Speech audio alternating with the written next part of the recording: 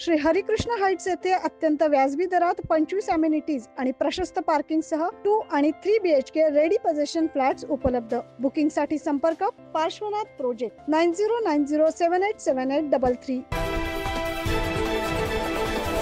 राज्याचे कृषी मंत्री माणिकराव कोकाटे यांच्या प्रमुख उपस्थितीत आज नाशिक जिल्हा मध्यवर्ती सहकारी बँकेची सर्वसाधारण सभा पार पडली।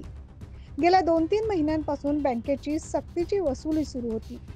या सक्तीच्या वसुलीला स्थगिती देण्यात आली असून राज्य सरकारच्या माध्यमातून नवीन योजना तयार केली आहे। योजनेला मान्यता मिळावी यासाठी आजची सभा बोलवण्यात आली, अशी माहिती कृषी मंत्री माणिकराव कोकाटे यांनी दिली आहे।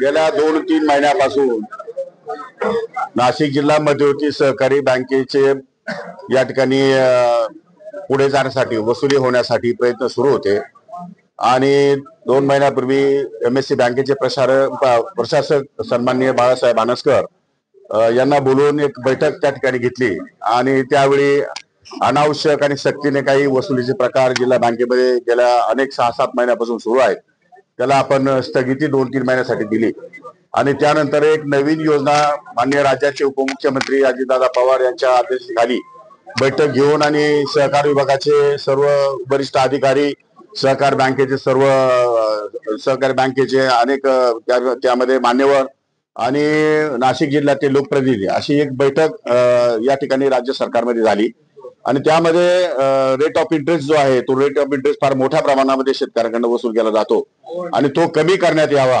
आता त्या दृष्टिकोनातून कमी करून आणि त्यांनी तो निर्णय या ठिकाणी जाहीर केलेला आहे।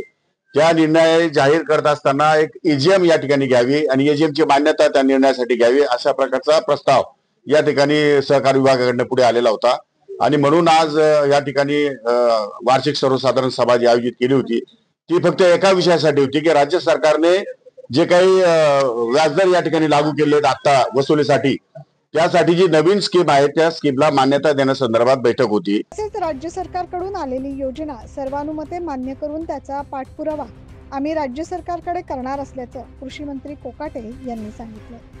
हा निर्णय नक्कीच शेतकऱ्यांसाठी दिलासादायक ठरणार आहे, त्यामुळे सध्या बँकेची सक्तीची वसुली थांबवली जाईल आणि नवीन योजना राबवली जाणार आहे। 9 न्यूज महाराष्ट्रासाठी प्रतिनिधी वैभव घुगे।